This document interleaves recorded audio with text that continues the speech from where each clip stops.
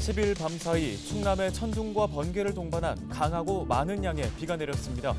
다행히 큰 피해는 없었지만 12일 새벽까지 남부권을 중심으로 많게는 300mm 이상의 비가 오는 곳도 있겠습니다.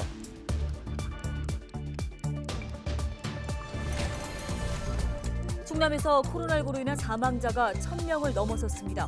도내 누적 확진자는 전체 도민의 39%에 해당하는 82만여 명입니다.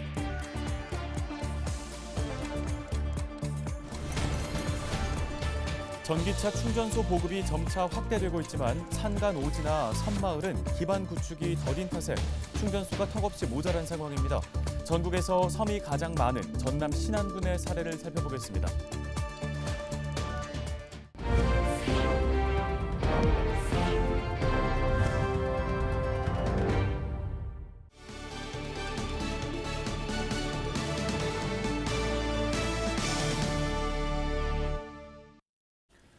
여러분 안녕하십니까? 헬로티비 뉴스입니다.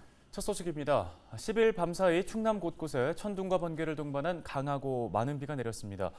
9일 자정부터 10일 오전 10시 30분까지 주요 지점의 누적 강수량은 당진 151, 예산 143, 서산 139, 태안 129, 홍성 106, 청양 67mm 등입니다. 충남에서는 주택과 상가에 물이 차오른다거나 나무가 쓰러졌다는 등의 10건의 신고가 접수됐습니다.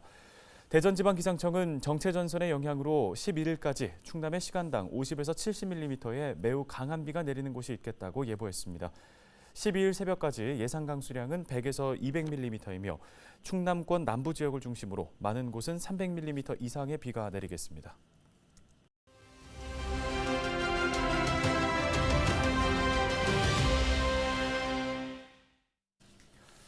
네, 80년 만의 폭우로 곳곳에 생채기가 큽니다. 이번 비구름띠 금요일쯤에 약해질 수 있지만 오는 토요일에 다시 몰려올 수 있다는 경고가 나와 걱정이 커지고 있습니다. 네, 안전만큼 중요한 건 없는데요. 경민대학교 소방방재학과의 이용재 교수를 연결해 보겠습니다. 교수님 안녕하십니까? 예, 안녕하세요. 예, 기록적인 폭우로 지금 좀처럼 마음을 놓을 수가 없습니다. 폭우로 인해서 좀 우려되는 곳들이 있는데요. 이 상황을 볼 때 어떠한 점들을 걱정하고 계십니까? 벌써 그동안에 많은 비가 왔기 때문에 산이라든지 집안이라든지 이런 것들이 매우 취약해져 있습니다. 그래서 이런 상태에서 또 폭우가 온다라고 하면 그 폭우 자체도 위험하지만 산사태라든지 특대 붕괴라든지 이런 것들의 우려가 굉장히 높습니다. 그래서 사전에 충분한 예방이 필요한 그런 시점이다라고 판단이 됩니다.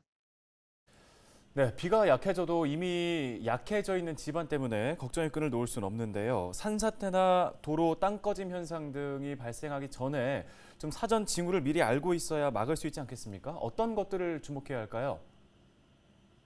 산사태 같은 경우는 그 산비탈에서 흙탕물이 다량 흘러내리거나 바람이 불지 않는데도 불구하고 나무가 흔들리거나 또는 뭐 비탈면을 따라서 또 돌이나 자갈 이런 것들이 흙탕물과 같이 이렇게 흘러내리거나 또 평상시에 들리지 않던 이상한 굉음이 들린다거나 이것은 곧바로 그 산사태로 이어지는 그 아주 대표적인 징후거든요. 그런 것들을 좀 유심히 듣고 관찰할 필요가 있고요.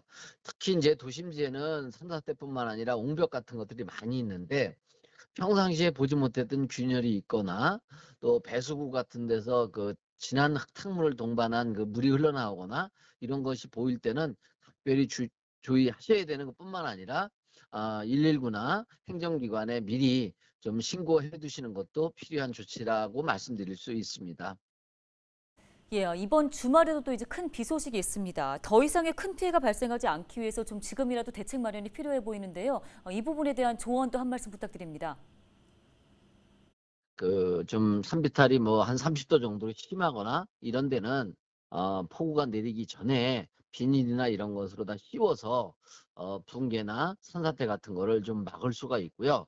또 시간적으로 여력이 되신다라면 지금이라도 배수구 같은데 낙엽이나 뭐 그 지저분한 물건들이 있게 되면 그 배수를 막아서 인근에 침수를 가져올 수 있기 때문에 정비를 한다거나 그다음에 그 물이 몰려와서 침수의 우려가 있는 곳이 이제 지하실이나 또는 반지하인 경우 이런 경우가 많습니다. 그런 데서는 미리 그런 징후가 있거나 폭우가 쏟아져서 이럴 경우에는 전기와 가스를 좀 차단해 주시고요. 특히 이제 그 저지대 같은 경우 그 지하나 반지하 같은 경우에 이 물이 유입될 수 있기 때문에 모래주머니 같은 것을 좀 사전에 준비해 두셨다가 좀 활용하시면 좋을 것 같습니다. 네, 이번에 많은 양의 비가 내리면서 또 곳곳에서는 정전과 통신 장애로 불편과 피해를 겪었습니다. 평소에 어떤 대비책을 세워놓는 게 좋을까요? 연락이 굉장히 중요한 부분이 있기 때문에요. 핸드폰 완충해 두시고요. 식수, 랜턴 같은 거 좀 미리 좀 챙겨 두시고, 특히 그 침수 우려가 있는 지역에서는 미리 전원이나 가스 같은 걸 좀 차단해 주시고, 특히 가전제품만의 그 전원이라도 좀 차단해 주시고, 미리 그 사전에 그 안전한 그 대피 장소 같은 것도 확인해 두시는 그런 것들이 필요하고 꼭 재난 방송을 청취해 주시기를 부탁드리겠습니다. 예, 이번 폭우로 신림동에 이제 반지하 주택에 살던 일가족이 참변을 당한 일도 있었습니다. 이번 사고로 인해 지하 반지하 같은 곳에 이제 물이 차오를 경우에는 어떻게 대비를 해야 하는지도 좀 알아야 될 것 같습니다. 어떻습니까? 주변에 뭐 쓰레기나 뭐나 이런 걸로다가 평상시에 우수배관이나 이런 게 좀 막혀서 배수가 원만하지 못해서 그 저지대가 아님에도 불구하고 그렇게 침수가 되는 경우도 종종 있어요. 뭐 그런 경우는 뭐 지자체도 그렇고 주변 그 주민들도 그렇고 좀 밤에 심야에 이런 일이 생길 가능성이 커요. 그래서 좀 관심을 갖고 관찰하는 방법밖에는 이게 제일 좋은 방법이에요. 다른 방법이 없어요. 그래서 여차 싶다 보면 이게 뭐 민기적거리다가 늦게 나오면 물이 너무 많이 차면 문이 잘 안 열릴 수도 있어요. 그러니까 위험하다 싶으면 뭐 가재도구 아깝겠지만 빨리 대피하는 게 전기불 전원 차단하고 가스 들어오고 있으면 차단하고 빨리 대피하는 게 최선이에요. 네, 알겠습니다. 오늘 도움 말씀 여기까지 듣겠습니다. 경민대 소방방재학과 이용재 교수였습니다.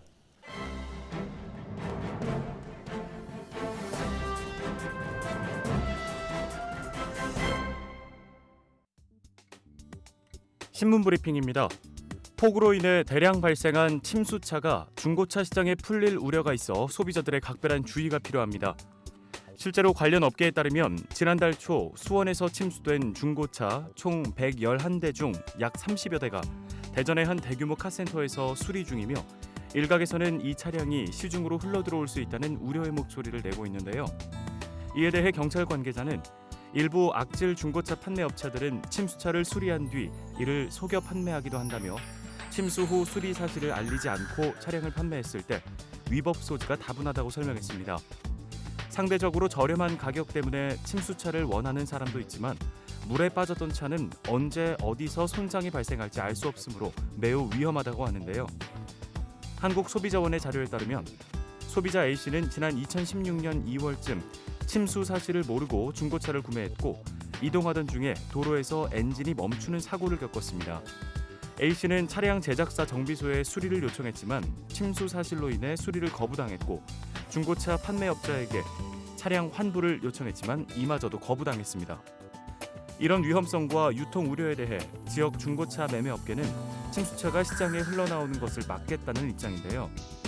백승호 대전 자동차 매매사업조합장은 지난달 수원에서 침수된 차량 30여 대가 대전에서 수출을 위해 수리 중인 사실을 알고 있다며 수출할 때 움직이는 침수 차량은 시세의 약 50% 정도를 받을 수 있지만 움직이지 못하는 차량은 부품값밖에 못 받는다고 설명했습니다. 이어 애초에 수원 침수 차량 111대 목록도 조합 내부에서 공유 중으로 해당 차량이 시장에 흘러나올 일은 없다며 침수 피해를 입은 중고차 판매업체 대표에 따르면 침수 차량들은 전량 수출 예정이라고 덧붙였습니다. 신문 브리핑이었습니다.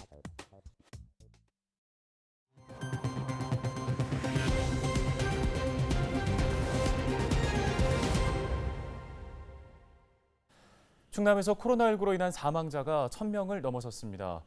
10일 0시 기준 충남 지역 사망자 10명이 추가 발생하면서 누적 사망자는 1,009명으로 집계됐습니다. 지역별 누적 사망자는 천안 356명, 공주 93명, 당진 90명 등입니다. 이날 코로나19 신규 확진자는 6,642명으로 지난주 대비 19.4% 증가했습니다. 도내 누적 확진자는 전체 도민의 38.9%에 해당하는 82만여 명입니다.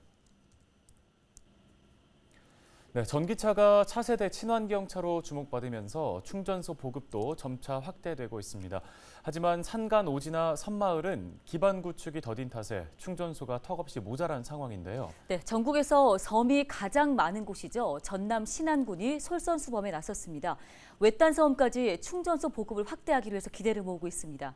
우리 지역 충남에서도 눈여겨볼 만한 사례인데요. 고정민 기자가 현장 취재했습니다. 전남 목포에서 100길로 2시간 정도 달려 도착한 섬 신안 비금도. 섬 주민 박호민 씨는 화물용 전기차를 이용하고 있는데 이만저만 불편한 게 아닙니다. 전기차 충전소가 단 한 곳도 없어 장거리 이동에 부담이 된다는 겁니다.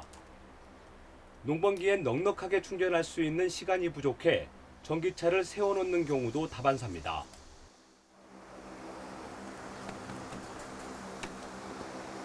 이 충전소가 없는 섬 지역은 이렇게 주민들이 가정용 충전기에 의존하고 있는데 완전히 충전하기까지는 빨라야 하루, 길게는 이틀 정도 걸립니다. 이마저도 섬 주민들이나 이용할 수 있고 관광객들은 엄두도 내지 못합니다. 충전소가 아예 없어요. 없어서 배 타고 목포까지 가려면은 암태나 앞에도나 가서 충전을 해야 되는데 그 이제 시간적으로 안 맞고 이제 가다가 서버리면은 그저저도 견인도 안 되고 그러니까 좀 어려운 점이 많이 있죠. 그런데 내년부턴 섬마을 주민들이 가정용 충전기에 의존하지 않아도 될 전망입니다. 공공기관과 민간기업이 손잡고 충전소 보급에 나선 겁니다. 앞으로 전기차 충전소가 들어설 신안의 섬마을은 모두 14곳. 비금과 도초, 하이장산 신이 등 아직까지 다리를 놓지 못한 곳이 대부분입니다. 육지에서 편도로 3시간가량 떨어진 흑산곤역까지 충전소가 들어서게 됩니다. 충전소 구축은 이달부터 공사가 시작돼 올해 안에 모두 마무리될 예정입니다. 이르면 연말부턴 2시간 만에 완전 충전이 가능한 고속충전기를 섬에서도 이용할 수 있게 됩니다. 섬마을 충전소 보급은 전국 최초로 신안군과 민간기업이 머리를 맞대고 정부 공모 사업에 도전했기에 가능했던 일입니다. 그렇습니다. 전국 최초로 자치단체와 민간기업이 협력을 해서 다른 지역보다는 지역 여건이 열악한데도 급속히 충전 문제가 해결이 되면 신안군에도 친환경 전기차가 많이 보급되지 않을까 그런 기반시설이 될 걸로 저희들이 생각을 하고 있습니다. 현재 전국의 섬마을은 전기차 충전소가 아예 없거나 극소수에 불과한 게 현실. 공공기관과 민간의 적극적인 의지로 충전소 보급이 시작되면서 탄소 중립 실현과 정주 여건 개선에 한 걸음 더 다가서고 있습니다. 헬로티비 뉴스 고정민입니다. LG엘러비전과 농촌진흥청이 10일 오전 농진청 제2회의실에서 청년 농업인의 판로 확대 지원을 골자로 하는 업무 협약을 맺었습니다. LG엘러비전은 농진청과 이달 말부터 케이블 TV 기반의 양방향 상거래가 가능한 제철장터 TV몰에서 청년 농부 기획전을 열기로 했습니다. 또 청년 농업인 경영체를 선정해 이들이 생산한 농산물 등을 제철장터 TV몰에 입점시키기로 했는데요. 양측은 전국 LG엘러비전 지역 채널의 상거래 방송을 통해서도 판매를 돕기로 했습니다. 저희 같은 경우는 지역의 생산업자들과 직접 대부분 1, 2단계를 연결되어 있다 보니까 기본적으로 토마토의 컨셉 자체가 어쨌든 원물을 생산하시는 분들한테는 조금 더 좋은 마진을 제공하고 그리고 이제 중간중간 가격이 없어지니까 이걸 이제 구매하시는 분들한테 좀 더 싼 가격에 제공할 수 있다.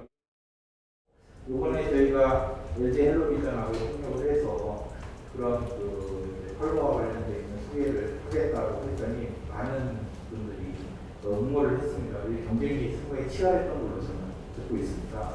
그래서 그 중에 상당히 괜찮은 물건들을 저희가 소개를 할 수 있는 기회를 갖게 돼서 또 그렇게 생각을 하고 있습니다. 양측은 청년 농업인 경영체의 판매 지원은 물론 유통과 마케팅 역량을 키우기 위한 지원도 확대해 나가자는 데 뜻을 모았습니다. 저희가 준비한 소식은 여기까지입니다. 네, 시청해주신 여러분 고맙습니다.